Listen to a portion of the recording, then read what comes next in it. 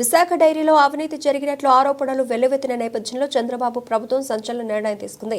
Dairy అవినీతిపై విచారణకు గాను హౌస్ కమిటీ ఈ నెల 9న విశాఖ వస్తుందని ఏపీ శాసనసభాపతి చింతకాయల అయ్యన్నపాత్రుడు తెలిపారు. డైరీ లోపల పరిస్థితులు కార్మికుల నుంచి అభిప్రాయాలను అడిగి తెలుసుకుంటుందని, అనంతరం ప్రభుత్వానికి నివేదిక సమర్పించనుందని, రిపోర్టు ఆధారంగా చర్యలు ఉంటాయని అన్నారు.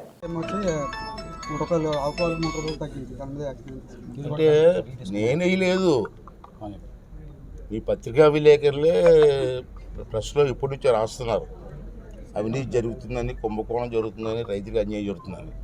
దాని మీద మన ప్రజాప్రతినిధులు మన అసెంబ్లీలో మాట్లాడారు.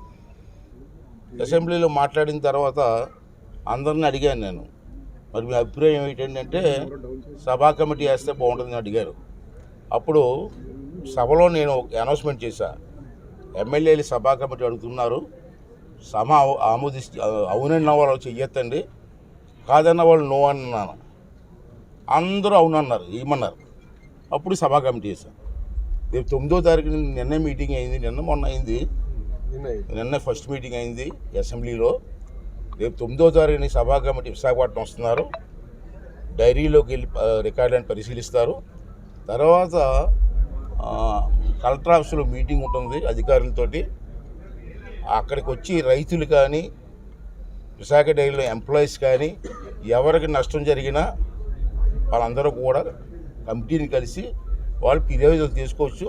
ఆ ఫిర్యాదులన్నీ పరిశీలించి మరి ఆడిట్ పుస్తకాలన్నీ చూసి అన్నీ తనిఖీ చేసిన తర్వాత సభా కమిటీ ఏ రిపోర్ట్ ఇస్తే ఆ రిపోర్ట్ మీద యాక్షన్ తీసుకోవడం జరుగుతుంది.